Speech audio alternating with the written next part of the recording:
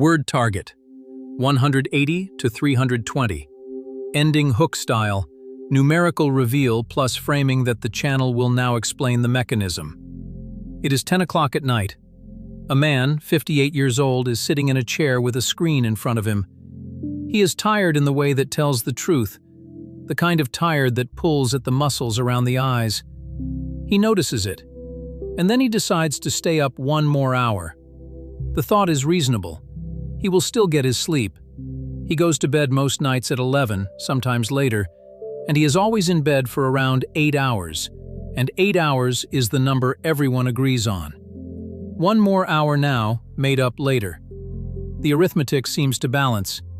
It does not balance. What he is about to give away in that 1 hour is not an hour of sleep. It is a specific chemical event that the body schedules only once a night, and only near the start of it. In the first deep stage of sleep, in the first 90 minutes after the lights go out, the pituitary gland releases the largest pulse of growth hormone the body will produce in the entire 24-hour day. In those same early hours, the brain opens a drainage system that flushes the waste its own activity left behind, and it runs that system several times faster than it runs during the day. Most of the night's deepest sleep, the kind that carries this repair, is loaded into the first 2 or 3 cycles. It is front-loaded. It happens early, and it does not wait. So the man who stays up one more hour does not lose an hour evenly spread across the night. He loses the part of the night that the body cannot move and cannot reschedule. The repair crew clocks in early. What follows is the physics of that crew. Why it comes when it comes, what it does in the dark, and what it costs to make it wait. Hook to next block. To see what is being given away, you have to look at what the body actually builds in those first 90 minutes, and at the 2 researchers who first caught it doing the work. Word target, 450 to 700. Ending hook style, inversion phrase. Begin with the hormone. Growth hormone does not only build children. In an adult, it is the signal for repair. It tells tissue to rebuild. It drives the turnover of muscle protein. It supports bone, and it pushes the body to burn fat rather than store it. The body does not release it steadily. It releases it in pulses, and the largest pulse of all is tied to sleep, specifically to the deep, slow-wave stage of sleep that dominates the first part of the night. This is not a recent guess. In 1968, 3 researchers, Yutaka Takahashi, Daniel Kipnis, and William Dogaday, working at Washington University and publishing in the Journal of Clinical Investigation, drew blood from sleeping men through the night and measured the hormone as it rose and fell. They found that the major surge of growth hormone appeared within the first hour or 2 of sleep, locked to the onset of the deepest sleep stages, and that if sleep was delayed, the surge was delayed with it. The hormone was not following the clock on the wall. It was following the descent into deep sleep. Decades later, Eve Van Cotter at the University of Chicago confirmed and sharpened the picture. In work through the 1990s, including a study in the Journal of Pediatrics in 1996, her group showed that the size of that growth hormone pulse tracks the amount of slow-wave sleep a person gets, and that the bulk of the entire day's secretion is released in that first deep episode. Push the deep sleep later, or shorten it, and the pulse shrinks with it. The pulse. Approximately 70% of daily growth hormone is released in the first slow-wave sleep episode. Van Cotter, J. Pediatra, 1996. Takahashi, J. Clin Invest, 1968. Now the second mechanism, which has nothing to do with hormones and everything to do with plumbing. The brain, unlike the rest of the body, has no conventional lymphatic vessels to carry away its waste. For a long time, this was a puzzle. The brain is the most metabolically expensive organ in the body, burning 1/5 of its fuel, and metabolism produces garbage. Where does it go? In 2013, a team led by Lulu Xie and Maiken Nedergaard at the University of Rochester published a paper in the journal Science that answered it. Using mice and live imaging, they showed that during sleep, the spaces between brain cells open up by roughly 60%, and cerebrospinal fluid washes through the tissue and carries the waste out. They called it the glymphatic system. And the key finding, for our purposes, is this. The clearance was far higher during sleep than during waking. Among the substances flushed out faster during sleep was amyloid beta, the protein that aggregates into the plaques of Alzheimer's disease. The brain, it turns out, cleans itself mostly when it is offline, and most efficiently in the deep, slow-wave sleep that comes early in the night. So, two of the most important maintenance jobs the body performs, rebuilding the body and washing the brain, are both concentrated in the same window, the deep sleep of the first few cycles. This is the thesis of the whole night. The repair is not spread evenly across 8 hours. It is phase-locked to a stage that arrives early and leaves early. And here is the inversion the audience has heard before but rarely applied to sleep. The harm in a late night is not what the late night adds. It is what the late night removes. Not damage. Absence. Hook to next block. Which raises the obvious objection. If the total is still 8 hours, why should the start time matter at all?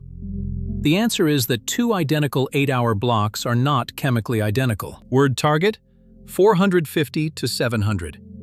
Ending hook style, sharp summary line. Take two people. The first goes to bed at 11 at night and wakes at 7 in the morning. The second goes to bed at 1 in the morning and wakes at 9. Both sleep 8 hours. On a spreadsheet, on a sleep tracker's weekly average, on any accounting that treats sleep as a quantity, the two are the same. They are not the same. To understand why, you have to know how a night of sleep is actually built. Sleep is not a single flat state. It moves in cycles, each roughly 90 minutes long, and within each cycle the body passes through light sleep, then deep slow-wave sleep, then the dreaming state called REM. But the proportions are not constant across the night.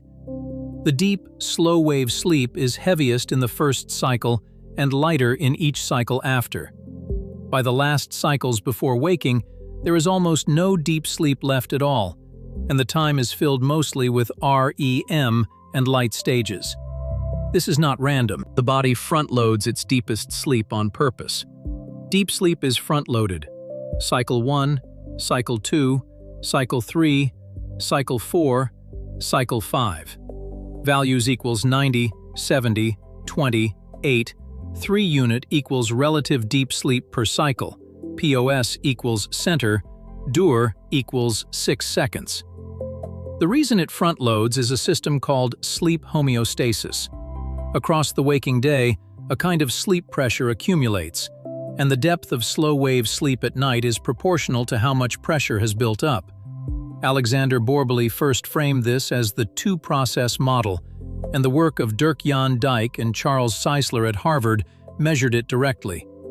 The pressure is highest the moment you fall asleep, so the body spends it immediately, in the first cycle, with the deepest and most powerful slow waves of the night. As the pressure discharges, each following cycle is shallower. By morning, there is little pressure left, and little deep sleep to show for it. Now return to the two sleepers. The depth of the early slow-wave sleep depends on sleep pressure, which favors the 1 to 9 sleeper, since more waking hours have passed. But the timing of the repair signals does not move so easily. The growth hormone pulse is strongest when deep sleep arrives during the early night window the body expects it. The drop in core body temperature that helps drive deep sleep follows the internal clock, not the bedtime, and it bottoms out in the small hours regardless of when the person lay down. Push sleep onset to 1 in the morning, and the deepest part of the night now collides with a body that is already turning its temperature back up toward morning, already leaning out of repair mode and toward waking. The deep sleep still happens, but it lands against the grain of the clock instead of with it. The two 8-hour blocks were never interchangeable. One of them puts its deepest sleep into the slot the body built for repair. The other puts it into a slot the body is already trying to leave. Same duration, different chemistry. Hook to next block. For a 30-year-old, the penalty of getting this slightly wrong is small, because the early window is wide and deep. After 50, the window is neither. Word target: 300 to 540. Ending hook style, stakes statement. There is a rule that holds for most of adult life. The body has enough deep sleep in reserve that missing the edges of the early window costs little.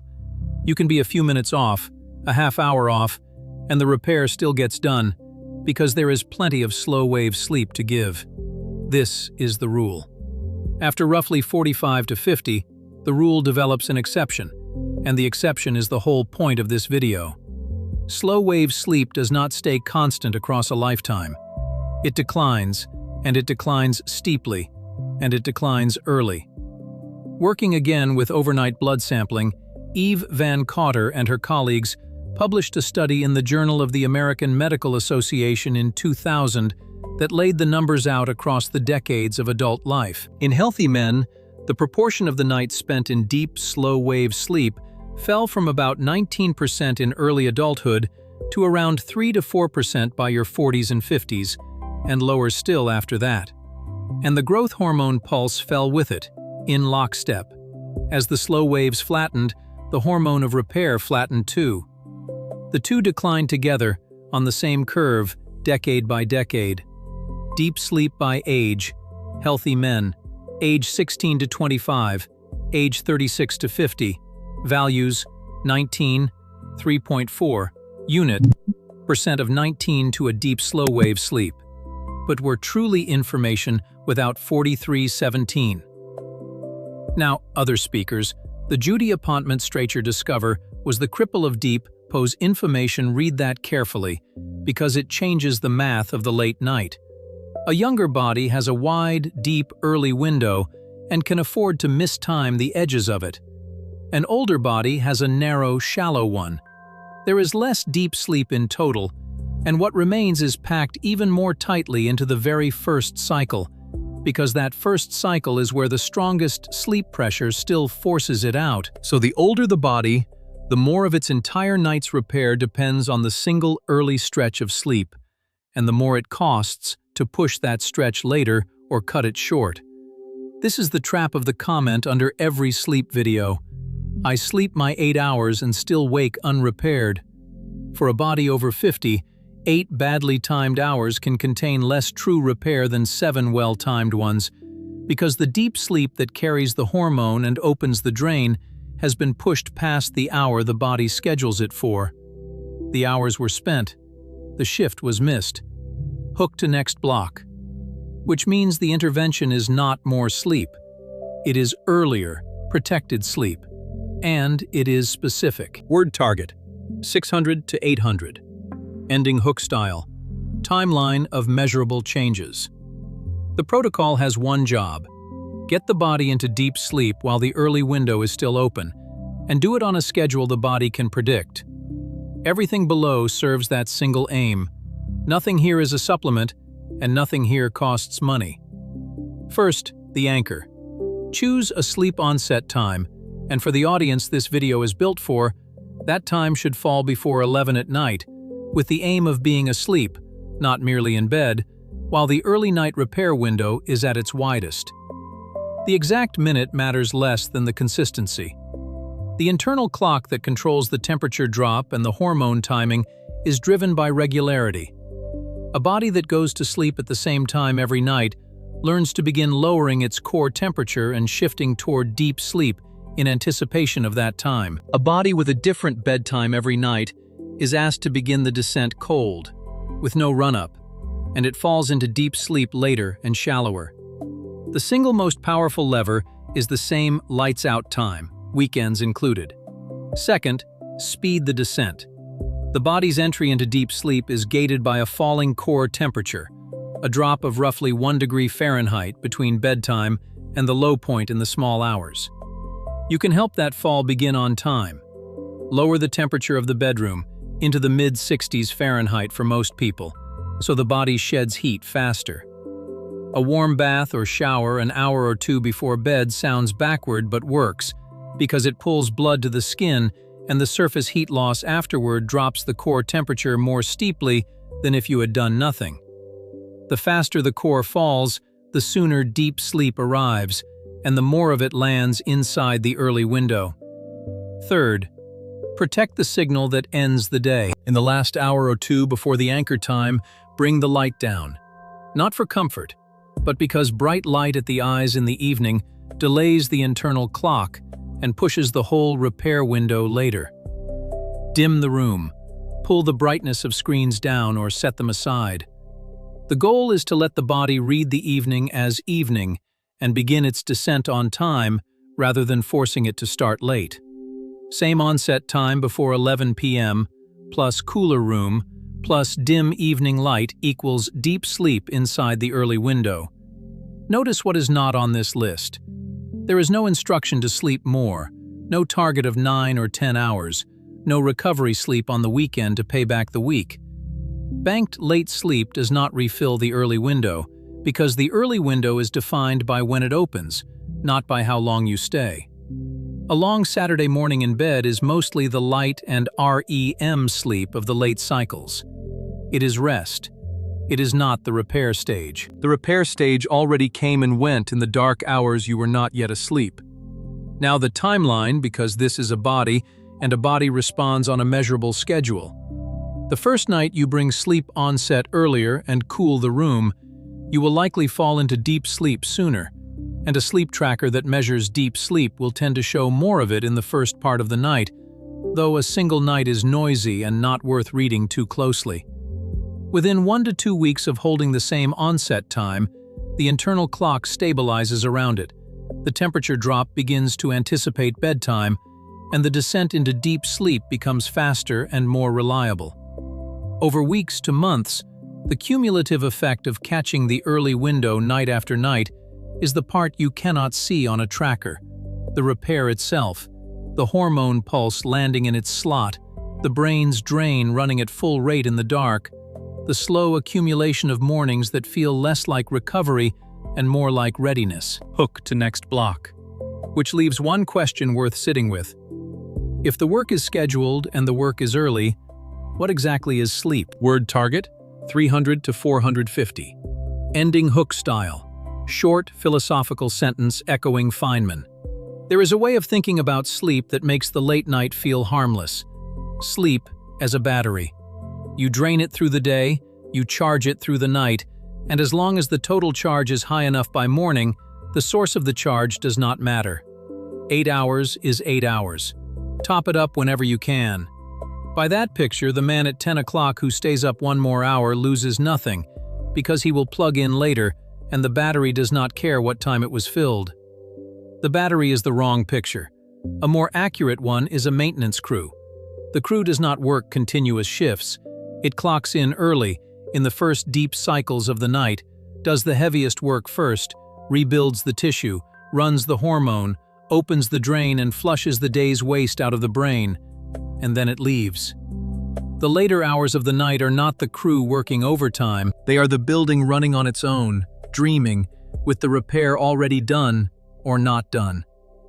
The crew does not stay late, and it does not come back the next afternoon to finish what the late night skipped. The shift is the shift. That is why the timing is not a detail. A body over 50 has a smaller crew and a shorter shift than it had at 30, and the only way to get the work done is to be asleep when the crew arrives. Stay up the extra hour and the building does not get fewer repairs spread thin.